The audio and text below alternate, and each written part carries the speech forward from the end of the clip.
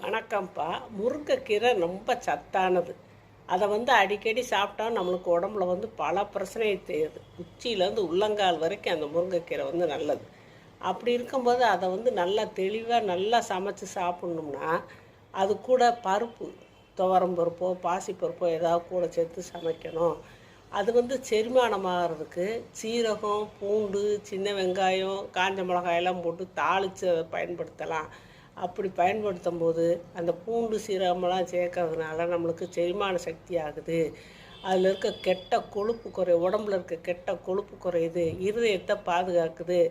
அதனால் நல்லா சத்தான உணவு சாப்பிட்றதுனாலையும் இந்த மாதிரி நம்ம சீரகம், பூண்டு, சின்ன வெங்காயம் சேர்த்து சமைக்கிறதுனாலையும் கெட்ட கொழுப்பை குறைச்சி இருதயத்தையும் பாதுகாக்கிறதுனாலையும் நம்ம முருங்கைக்கீரையை அடிக்கடி சேர்க்கலாம். ஆரோக்கியமாக வளரலாம், ஸ்ட்ரென்த்தாகவும் இருக்கலாம்.